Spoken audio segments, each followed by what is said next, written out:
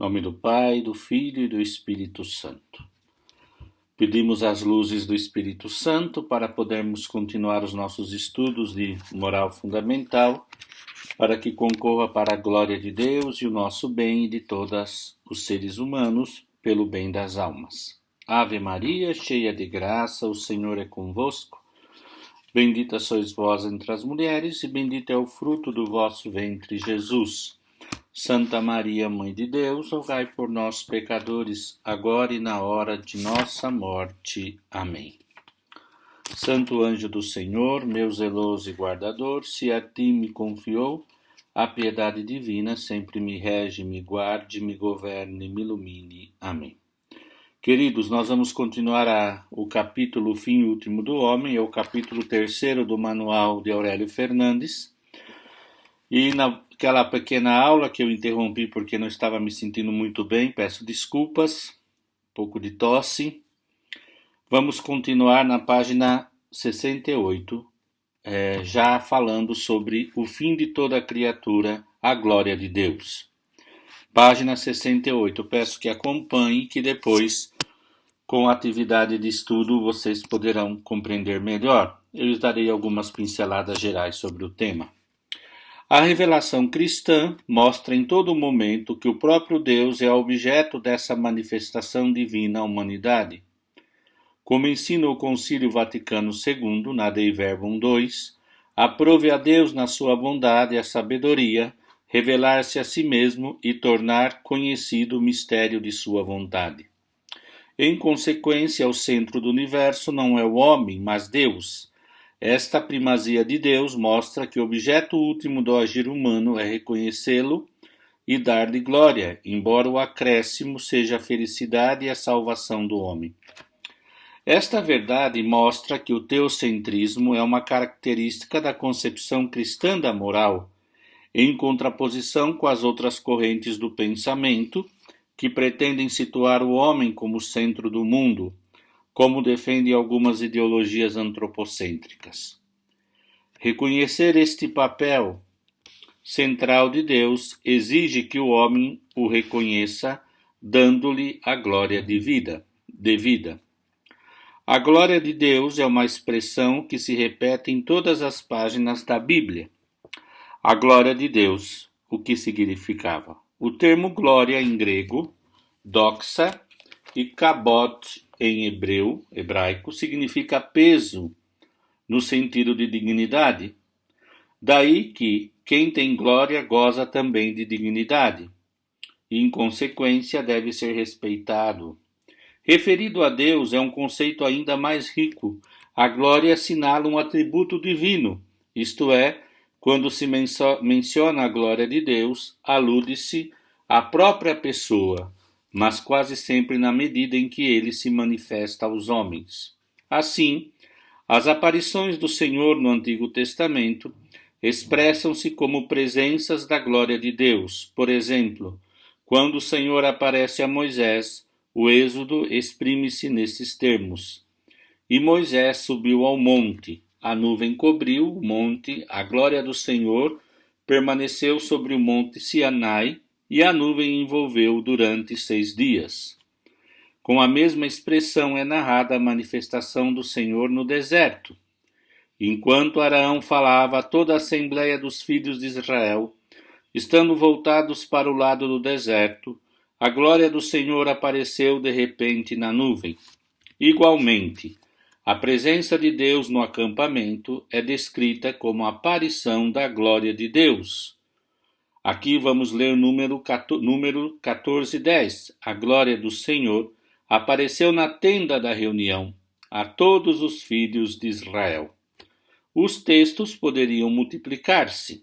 No final da página 69, o Catecismo da Igreja Católica sintetiza nestes textos a doutrina bíblica sobre a glória de Deus e sobre o modo como o homem deve reagir quando chega a descobrir a grandeza de Deus na sua glória. Catecismo 208, vou ler aqui, está na página 70, os senhores podem acompanhar. Perante a presença atraente e misteriosa de Deus, o homem descobre a sua pequenez. diante da sarça ardente. Moisés descalça as sandálias e cobre o rosto face à santidade divina, ante a glória do Deus 3 vezes santos. Isaías exclama: Ai de mim, que estou perdido, pois sou um homem de lábios impuros. Perante os sinais divinos realizados por Jesus, Pedro exclama: Afasta-te de mim, Senhor, porque eu sou um pecador. Mas porque Deus é santo, pode perdoar ao homem que se descobre pecador diante dele. Não deixarei arder a minha indignação. É que eu sou Deus e não homem, o santo que está no meio de vós. E o apóstolo João dirá também: tranquilizaremos diante dele o nosso coração, se o nosso coração vier a acusar-nos, pois Deus é maior do que o nosso coração e conhece todas as coisas. Mas esta humildade do homem, em face da glória de Deus, não humilha, antes eleva, pois o homem descobre a sua própria dignidade ao poder reconhecer e experimentar a glória de Deus. Em relação à vida moral, a glória de Deus tem uma importância decisiva, pois reclama do homem que reconheça essa dignidade com um comportamento adequado. Nesse sentido, a pessoa humana deve procurar em tudo a glória de Deus, pois deste modo aceita e respeita essa grandeza divina. É o que afinal Jesus afirma quando pede aos discípulos uma boa conduta para que as vossas obras glorifiquem o vosso Pai que está nos céus. E na última ceia, Jesus reclama a fidelidade dos apóstolos nos seguintes termos: o meu Pai é glorificado se dais muito fruto, e sois meus discípulos.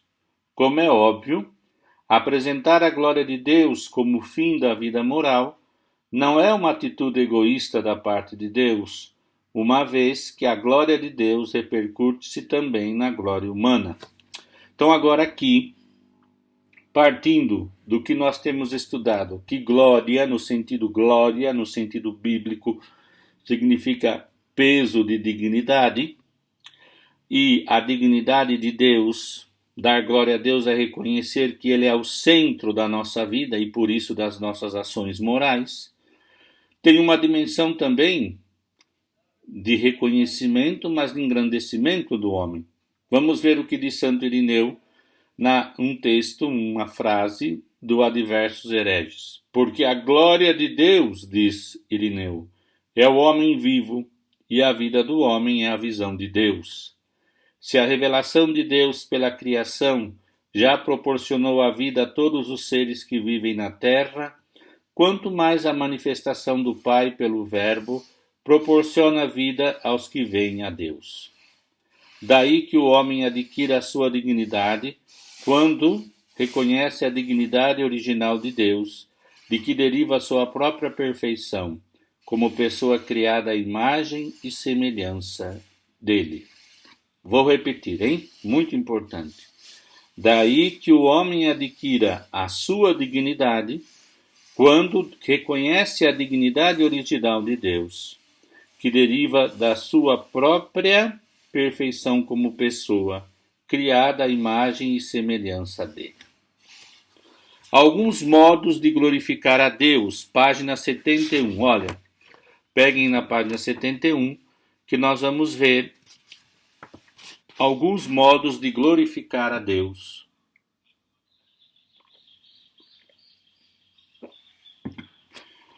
A vida moral abrange os diversos âmbitos em que se desenvolve a existência do homem e da mulher. Indiscutivelmente ocupa um lugar destacado o comportamento do ser humano em relação à sua própria pessoa, que se leva a cabo mediante o exercício de algumas virtudes, tais como a temperança ou o cuidado da saúde. Além disso, a vida moral contempla também as relações que surgem no convívio social com os outros homens. É o capítulo tão importante da moral econômica e política. Igualmente, o programa moral abarca o rico campo do amor, no qual conflui a dimensão sexuada do ser humano, e especialmente o matrimônio e a família. Mas a vida moral não seria plena se, ao lado desses capítulos tão decisivos da existência humana, não se considerassem convenientemente as relações do homem com Deus. Eu penso que esse segundo parágrafo é de suma importância para a nossa aula de hoje, na página 72. É preciso salientar de que modo a teologia moral clássica expunha este importante tema das relações com Deus. Correspondia ao desenvolvimento dos conteúdos éticos dos 3 primeiros mandamentos do Decálogo, no caso de se eleger o esquema acadêmico dos 10 mandamentos. E se o esquema desta disciplina se articulava sobre as virtudes, o comportamento do homem para com Deus desenvolvia-se no estudo das virtudes teologais. Pois bem, quando se abandonaram esses 2 modelos de estruturar academicamente a teologia moral, não poucos autores modernos esqueceram o estudo da atitude moral do homem para com Deus. Como é evidente, essa ausência carece de justificação, mas ainda deve ser corrigido. Por isso é preciso que os novos manuais voltem a desenvolver convenientemente o modo da pessoa humana cumprir as suas obrigações morais para com Deus. Os deveres morais do homem para com o seu Criador podem ser estruturados do seguinte modo. Eu sei que a linguagem é um pouco forte, mas é verdade. Esquecer que nós somos devedores de amar ao Senhor observando os seus mandamentos não pode ser esquecido nos nossos estudos. Primeiro, de modo positivo, página 73, o homem deve render culto a Deus, o que se leva a cabo pela virtude da religião, que inclui 4 atos fundamentais: adoração, ação de graças, desagravo e oração de petição. O culto máximo realiza-se através da ação litúrgica, cuja culminação é a Eucaristia, na qual, de modo eminente, se cumpre essa virtude. Também se consideram como atos próprios da virtude da religião, entre outros, o voto e o juramento. Segundo, nós estamos aqui, não se esqueçam, alguns modos de glorificar a Deus. O segundo modo, a moral contempla igualmente os atos negativos, os pecados que o cristão pode cometer no caso de não cumprir esse dever moral.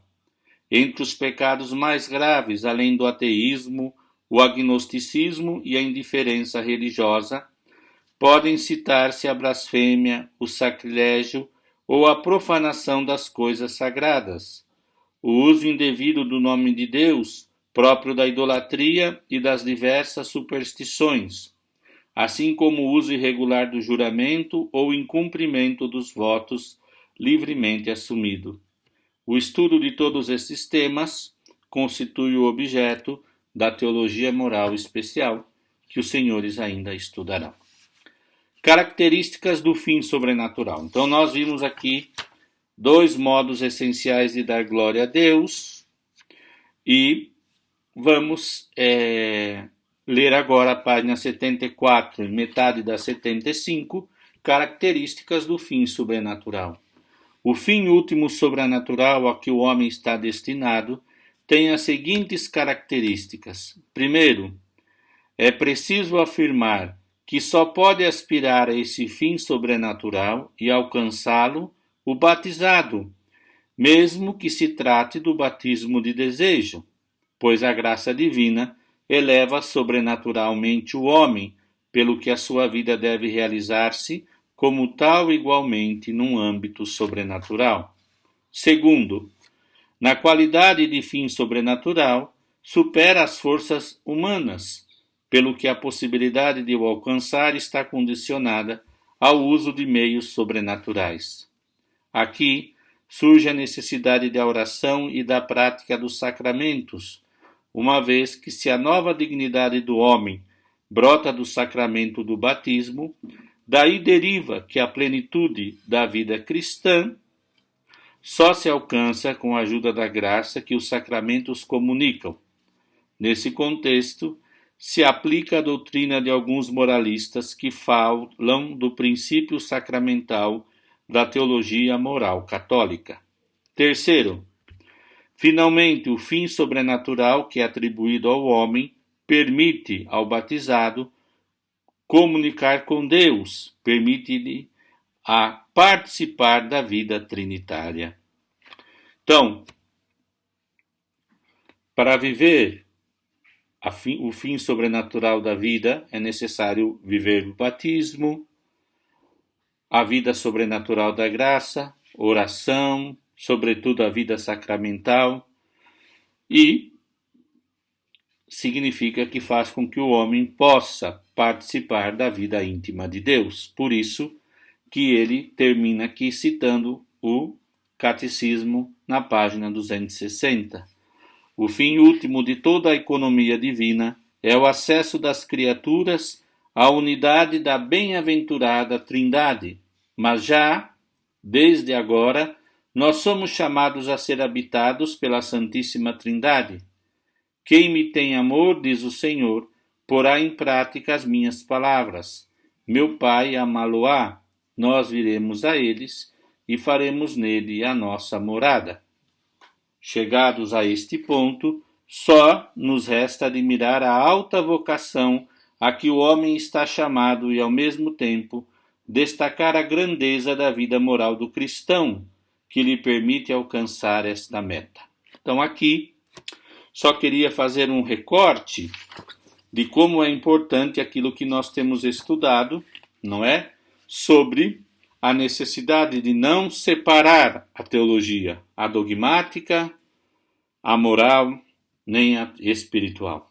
Aqui nós estamos falando do que é próprio da teologia espiritual, explicar, demonstrar como se dá a comunicação da vida divina, ou melhor, como se vive a vida íntima com Deus, do homem viajante que está a caminho, do ser que caminha para a vida eterna, para ver Deus face a face.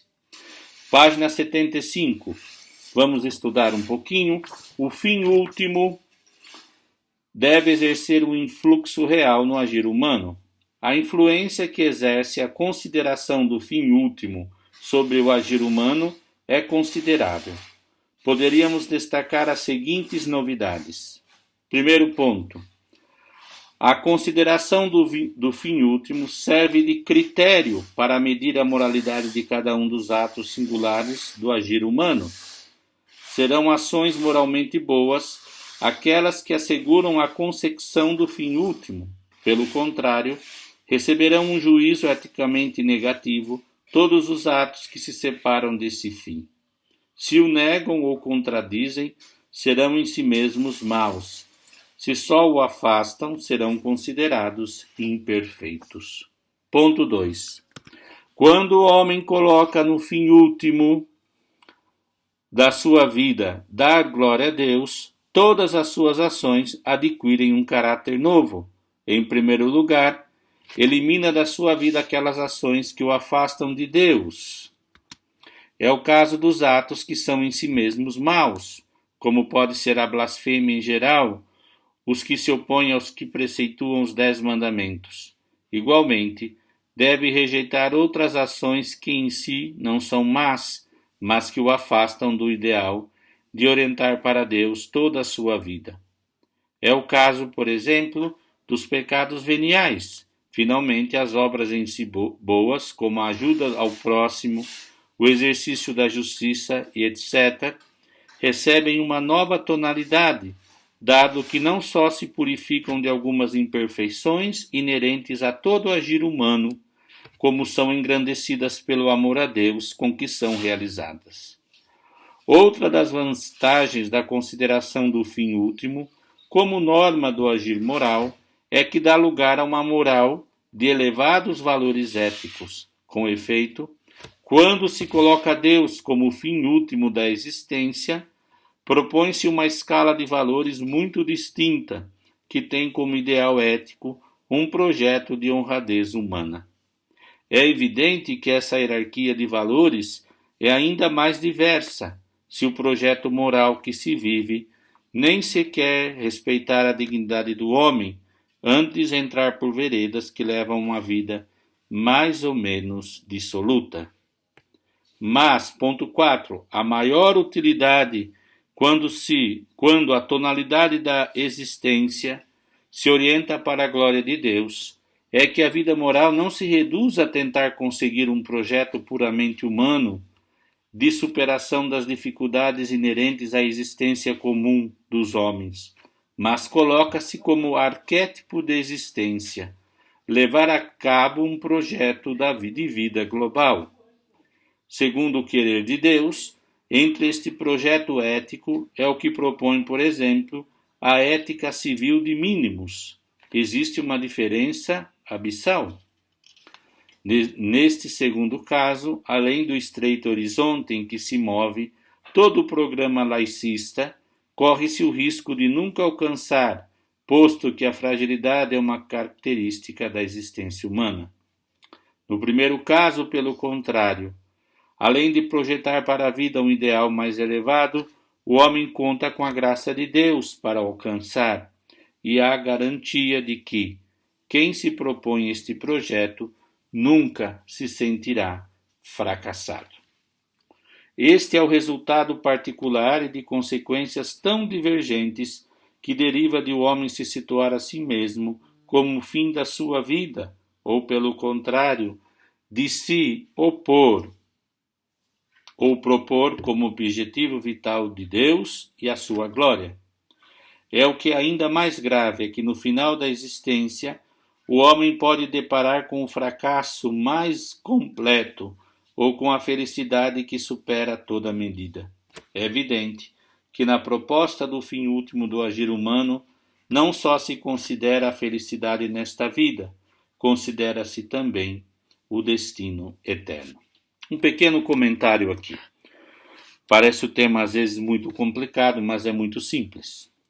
Viver na graça de Deus significa ser feliz plenamente neste mundo, dentro da limitação. Pleno não quer dizer perfeito, pleno, e a plenitude perfeita eterna da visão de Deus. Mas o autor cita aqui Mateus 25, do 31 ao 46, que os senhores sabem que é sobre quando o Senhor voltar, né? Mateus 25, do 31 ao 46. Espero que os senhores tenham a bondade de ler. Depois diz assim: quando o Filho do Homem vier em sua glória e todos os anjos com ele, então se assentará no trono de sua glória, e serão reunidos em sua presença todas as nações. E ele separará os homens uns dos outros, como o pastor separa as ovelhas dos bodes, e porá as ovelhas à sua direita e os bodes à sua esquerda. Então dirá o rei aos que estiverem à sua direita: vinde benditos o meu Pai, recebei por herança o reino preparado para vós, desde a fundação do mundo. Pois tive com fome e me destes de comer. E aí vão perguntar: quando foi que te vimos doente ou preso, etc. e tal? Em verdade vos digo, cada vez que fizestes a um desses meus irmãos mais pequeninos, a mim o fizeste. Que é amar a Deus sobre todas as coisas e o próximo por amor a Deus, como se ama a si mesmo. Ok? Está um pouco resumido isso, para que vocês possam estudar, não é? Depois eu vou fazer um pequeno tarefinha, simplesinha, mas só para afixar alguns conceitos, tá bom? Alguns erros acerca do fim último está na página 78 até a página 82, que é a conclusão deste capítulo.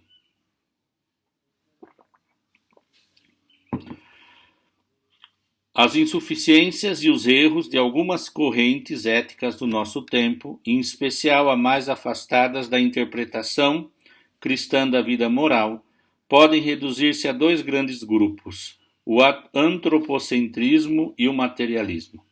Antropocentrismo. Como o próprio nome indica, professam o antropocentrismo ético apenas os autores que negam que o homem tem um fim transcendente ou que expressamente negam Deus. Em caso algum se deve qualificar como antropocentrismo a ética filosófica enquanto tal, pois apesar dos grandes pensadores éticos desde a origem exigirem o recurso a Deus para fundamentarem a ciência ética, contudo é possível que os que não recorrem de modo expresso a ele, a Deus, defendam teses em que a razão justifica o agir ético do homem a partir apenas da natureza própria do ser racional. É verdade que, quando se procura a razão última, se requer o suposto de um absoluto também último, ao qual se recorra para elaborar uma ética de valores universais e vinculantes. Contudo, pode haver sistemas éticos que propõem um agir coerente com a natureza específica do ser humano, a que não caiba caracterizar como antropocentrismos. Esse qualificativo deve aplicar-se a outros grupos, globalmente aqueles sistemas morais que se baseiam em antropologias insuficientes.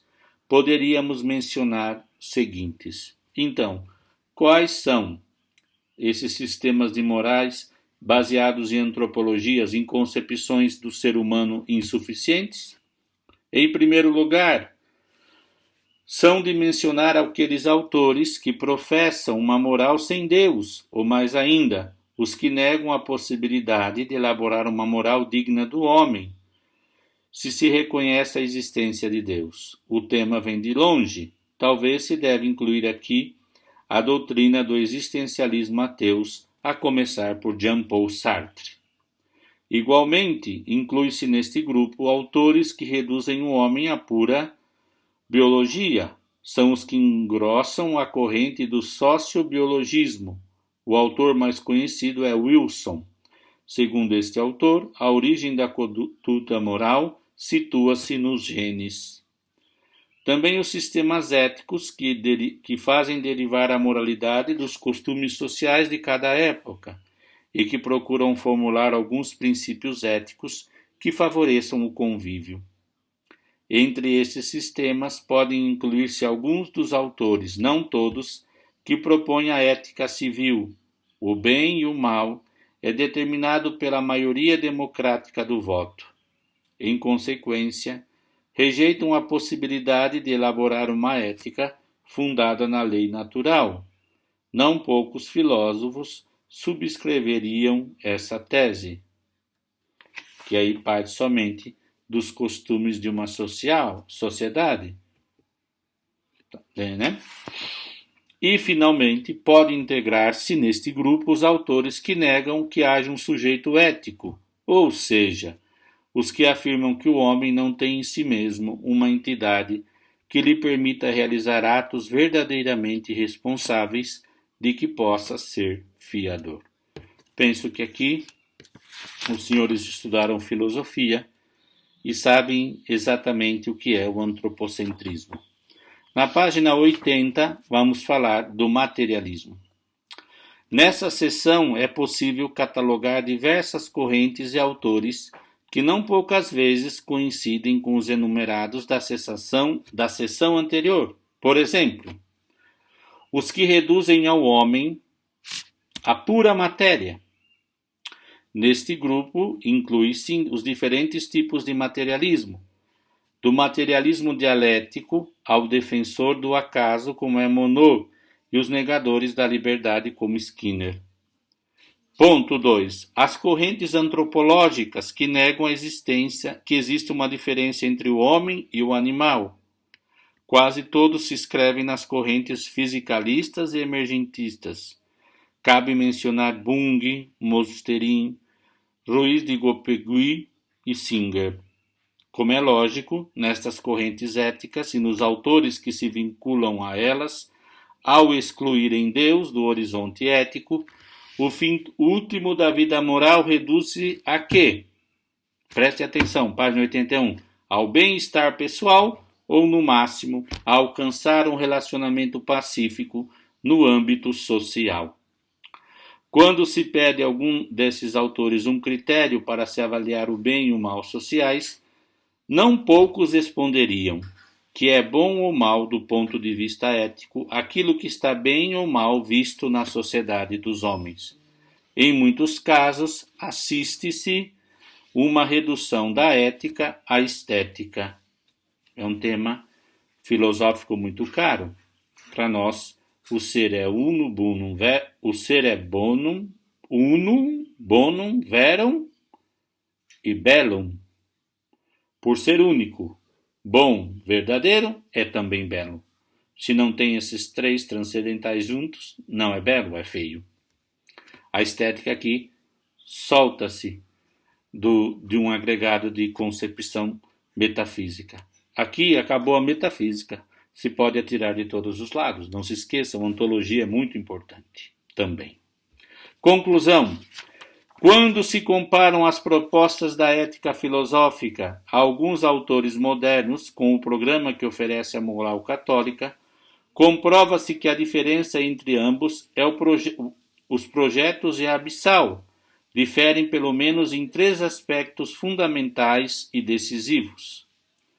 No fundamento, a moral que se apoia em Deus difere essencialmente das éticas que são alheias à transcendência. Com efeito, se no horizonte da reflexão moral Deus está ausente, não é fácil fundamentar uma moral vinculante e válida para todos os homens. Pois bem, no cristianismo Deus não só se apresenta como fundamento, mas também como fim último do agir humano.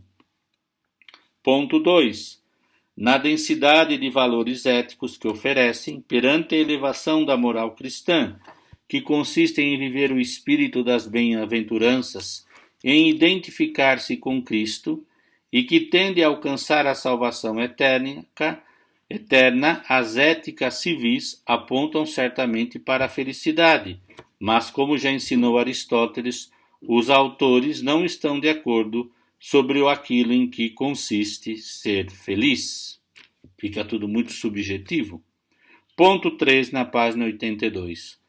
Na racionalidade com que se apresentam. Com efeito, enquanto a moral católica, quando é exposta com rigor, justifica racionalmente a mensagem moral do Novo Testamento, alguns sistemas éticos, pelo contrário, professam deliberadamente uma ética de mínimos e estão cheios de incoerências, de maneira que a sua vigência social em certos ambientes culturais do nosso tempo deriva apenas de serem propostos por ideologias que estão em conflito com a ética cristã, mas em si mesmo carecem de uma racionalidade lógica. Então aqui, meus queridos, nós temos essa conclusão sobre o materialismo e o antropocentrismo. Nós estudamos, então, o fim último de Deus em uma aula de 2 partes. A primeira que eu interrompi, a primeira parte, começamos de novo, o fim último do homem, Deus, o fim último do homem, e depois o homem deve orientar para Deus todas as suas ações, citando a Veritatis Splendor. Depois, a glória de Deus, o que é dar glória a Deus, como se dá glória a Deus, e etc, e etc, etc. Depois, como as características do fim sobrenatural e a diferença entre a moral católica e as morais que negam o fim último, que não partem desse fim último que é Deus, o antropocentrismo e o materialismo. Tá bom? Eu espero que vocês possam poder aprofundar esse tema com um pequeno estudo dirigido que eu vou propor a vocês, tá bom? Peço desculpas, nesses dias não estou muito bem, mas já estou melhorando e a gente vai para frente, nós vamos vencer, porque o Senhor nos ajudará. Tudo para a glória dele e para o bem das almas. Paz e bem.